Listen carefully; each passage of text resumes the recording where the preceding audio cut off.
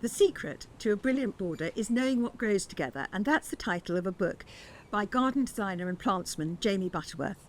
It's Alexandra here from the Middlesized Garden YouTube channel and blog, and I went to talk to Jamie about combining plants at his nursery Form Plants, which is a wonderful place to visit. The team and Jamie actually made the offices themselves out of recycled shipping containers, and the room dividers are shelves full of vintage gardening books. You may know Jamie because he co-designed the dog garden at RHS Chelsea with Monty Don, and indeed you will see some tails wagging in the corner of this video from time to time. Or you may have seen his garden at RHS Hampton Court with Anya Lautenbach, the garden fairy, or some of his own show gardens.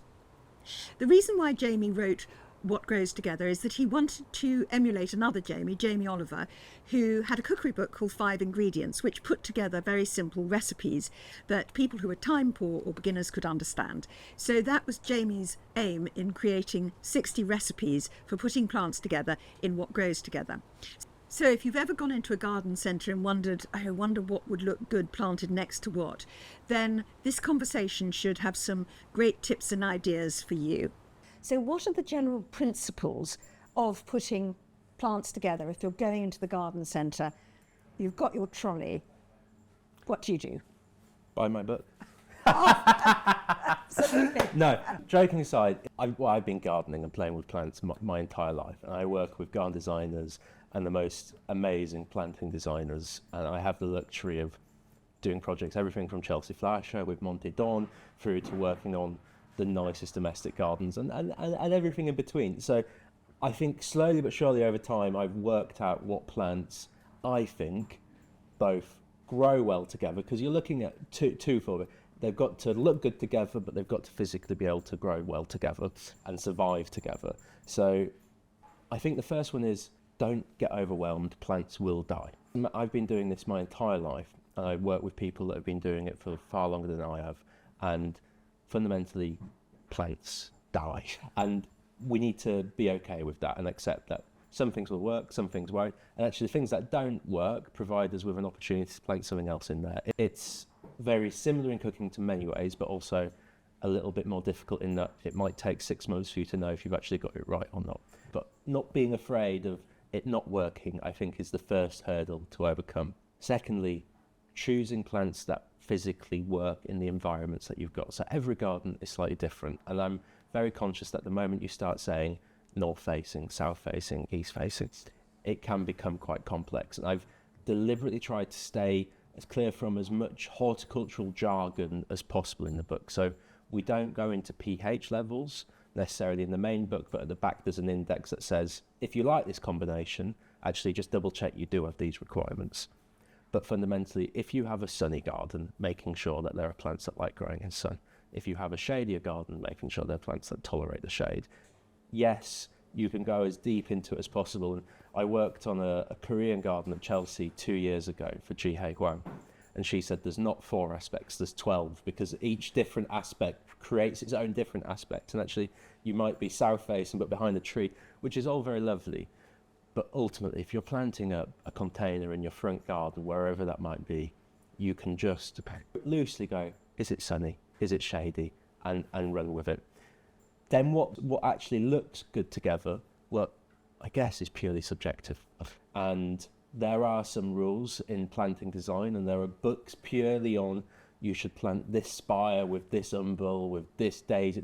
There are about 8 different types of flowers, but I won't get into that because ultimately it is subjective, and I've picked the ones that I think grow well together, and quite often I think keeping it simple is often the solution. So if you've got, say, some containers in your garden, picking 1 plant per pot, but having 3 pots next to each other can be much more powerful than trying to cram it full of different plants. Going with perennials that will give you much more year after year interest, but also the only way you will know if it does look good together, other than having a book like this where you can sort of go, oh, I really like the way that this pennisetum and this echinacea look good together, is through trying it. And I think it's part of the fun. This might sound a bit wishy-washy, but one of my favourite things about gardening is what's to come, and sort of I'm a bit of a dreamer, and I've never once stood in the garden and gone, this is brilliant, this is exactly how I'm always looking at going, oh, actually, wouldn't it be lovely to add some more height here, or something tumbling there, or a bit more white there? Well, that's entirely subjective to me, and so I'm always looking at the year ahead and never been quite settled. But I think fundamentally, if you're putting plants together yourself, don't be afraid of getting it wrong.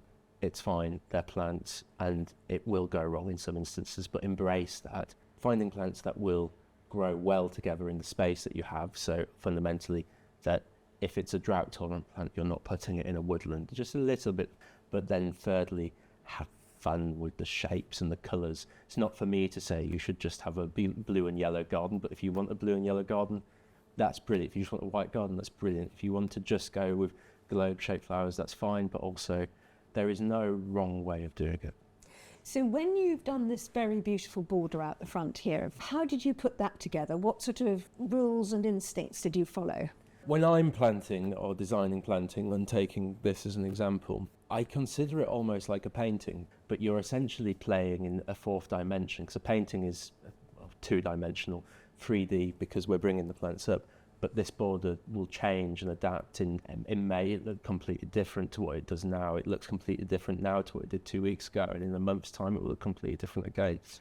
And I always try to, I'll probably look a bit mental when I'm doing it, but try to picture what that border will change through the year. So trying to make sure that I've got enough interest in there, enough structure in there. So fundamentally, I started with the trees and the topiary. If you have a decent sized border like the one we've got out at the front, actually adding structure in there, I think, is primarily the best starting point, because it adds form, structure, architecture to the space year round. So we've got cornice in there, but actually the cornice haven't done that well this year. But again, that's a learning curve as well. It's getting hotter and hotter, and it's probably a bit too exposed out there. But then we've got a mixture of beech balls and hornbeam balls and purple beech balls. I love topiary. I think it provides such punctuation to a border, but also allows you rhythm within the space and something for the perennials to bounce off. James Alexander Sinclair said to me probably about a decade ago, when you're designing planting, there's two fundamental basics. There's form, which is your trees and your structure, and there's fluff, which is your perennials. It's why I call my nursery form plants, because actually that is the bare bones starting point to planting up a garden, I think, and so does James.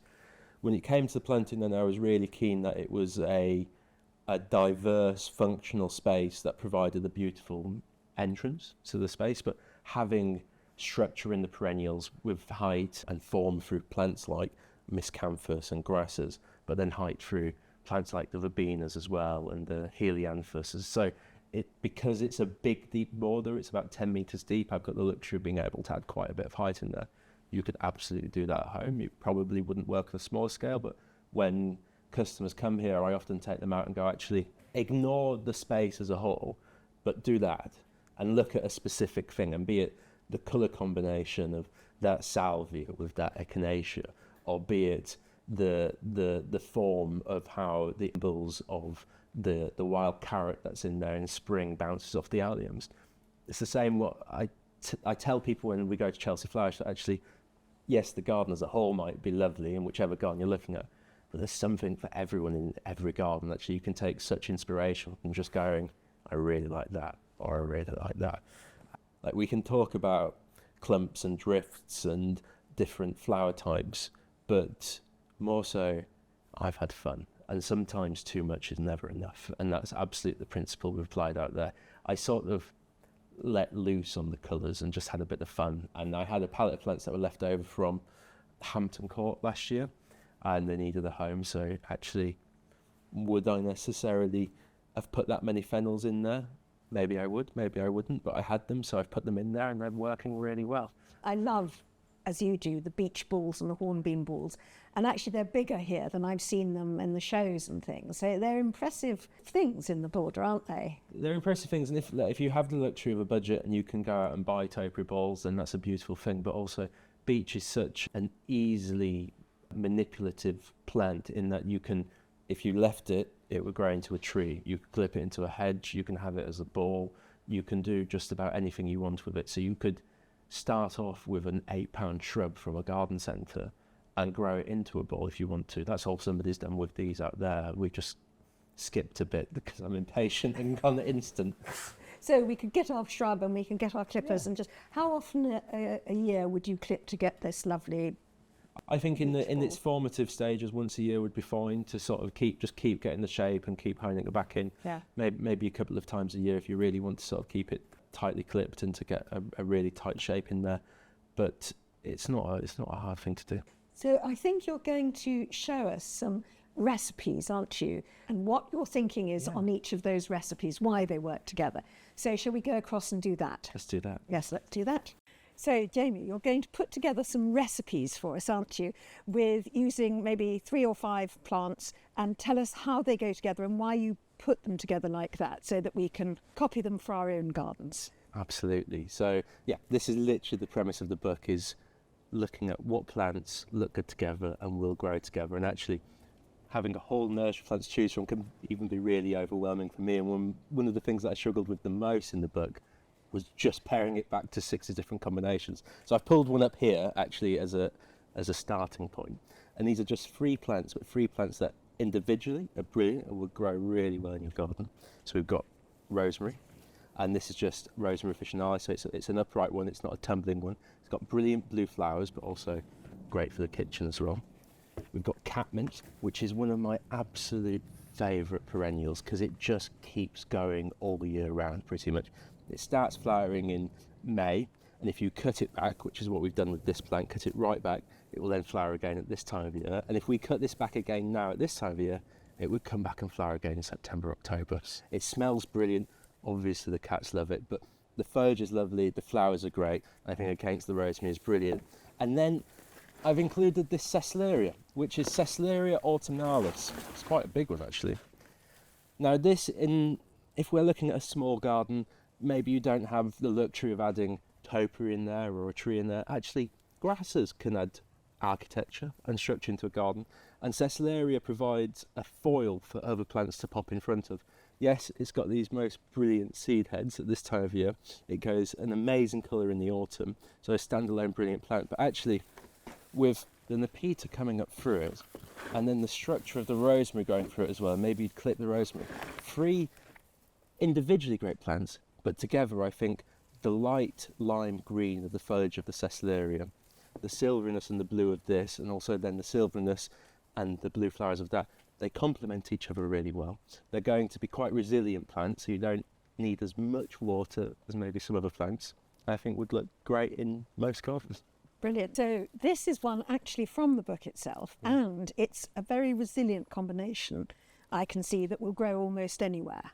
That's the idea, and also a fairly timeless combination. Sometimes if you've got the luxury of space and you want to play with colours, that's great, but sometimes less is more, and keeping the palette really simple and really sophisticated can be the way to go. So it's actually one of my favourite combinations in the book, and we use it a lot on clients' gardens as well. It's a yew ball. So this is, I know we've talked about structure and topiary.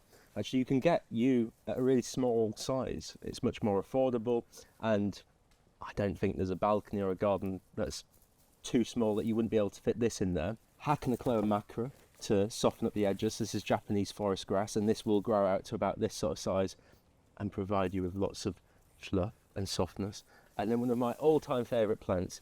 Some designers have, I think, something called plant snobbery, whereby if a plant grows really well, it's really easy to grow, really easy to find. I don't like to use it because it's probably a bit too easy, but actually I think a Rigaron, which would probably fall into that, is one of the best plants you could possibly use. For all of those reasons, it is easy to find, easy to grow, and will just keep looking good all year round. So a really versatile mix that will work hard, easy to grow, but put together, again, really simple, but I think looks really good. And actually, I noticed this one needs a clip, so just to show how easy you can sort of just keep these balls in shape. It doesn't need to be a chore. In a matter of minutes, you can have nipped out from your front door and just given this a light once over. And it keeps the gardening fun then as well, doesn't it, as well, when it's nice and easy. And whenever your guests come to visit your house, friends or family, they're going to think this looks great, I think. Yeah, I think that's brilliant. Right, so now number 3. So this is a really pretty combination. This is for the romantics, I think, isn't it? So tell us about how to put this together. I wish I'd have used that description when I wrote the book. That's a lovely way of putting it. This is a combination of perennials, and perennials are a brilliant plant because they come back year after year. But this is more for late summer, early autumn, extending the interest of garden. Because I think so many times we look at spring, we go out to the garden centre at Easter, buy plants that flower in May or June, and then there can be a bit of a lag for the rest of the year. And I love this time of year. I think it's one of my favourites as we enter in sort of like late August, September, October. So a palette of plants that don't just flower at this time of year, but really look good together at this time of year. So we've got asters here.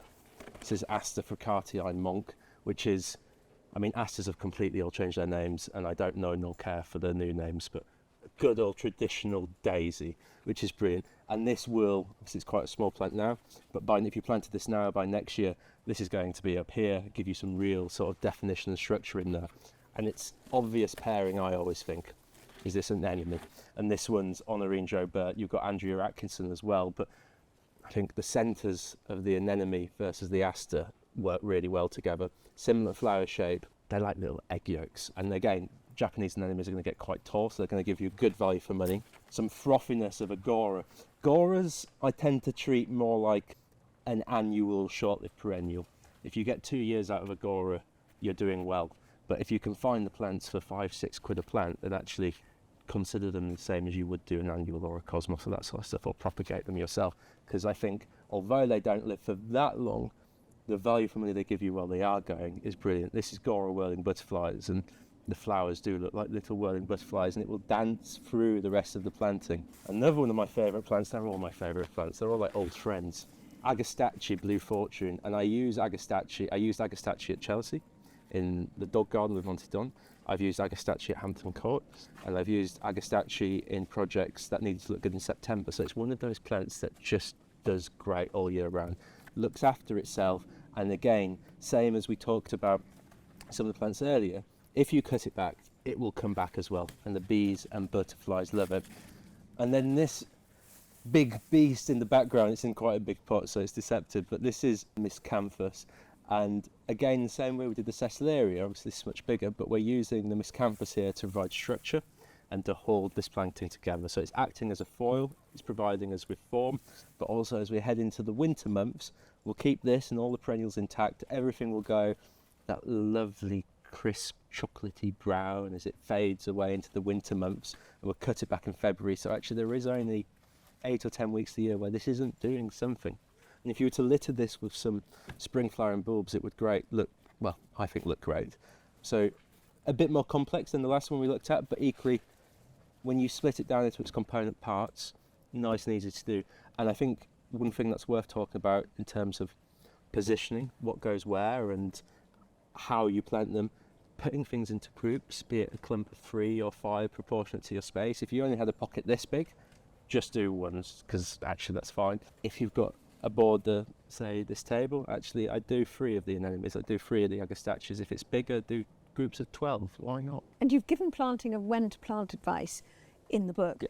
With this lot, supposing I was wanting to fill a gap in my border now for this, all of which does flower reasonably late, could I plant them now in the middle of summer, or is that just not ideal? It depends how around you're going to be. The trouble with summer is obviously, A, it's very hot, but also we all tend to go off on holiday. So it's bad for all that reason. It's not advisable to do it when it's a drought because, A, it's quite stressful for a plant by the time you brought it home, put it in the ground. It needs a lot of water. So if you can give it a lot of water, then it's fine. But if you hold on for just another 4 weeks, the light levels stay roughly the same, but the temperatures drop and the ground is much moister and it's a much better time to plant. So my book comes out on the 11th of September, and we did that deliberately because I consider that to be the start of the new planting season. And I plant through till April or May, I think still fine. We often plant later some years. You sometimes have to, but if you can, autumn's the best, I think. Should I mix perennials, shrubs and annuals, or keep to one thing? It's entirely subjective. If it was me, I'd always throw a multi-stem tree in there because I think it helps to hold the space a little bit better, and you've got to work a little bit harder about it. But absolutely you can mix all 3. Absolutely You could just have a garden of annuals. You could just have a garden of perennials. You could just have a shrub. I mean, we've gone through eras over the years. You and I were just looking at gardening books from decades gone by. And I'm sure if we went back to some of the books from the 70s, it would just be about shrubs. And I think where we are now, with the luxury of being able to look back on all these different planting designs and trends, is actually we can pick and choose what we want to do, and nobody's going to judge us for it, or at least I won't. As Jamie said, trees are a really important element in the design of any garden or any border, even in a small garden. And the previous video we did with Jamie, which was called Trees for Small Gardens, has been one of the most successful Middlesized Garden YouTube videos. So if you're thinking about choosing a tree for your garden, don't miss this video coming up next. And thank you for watching. Goodbye.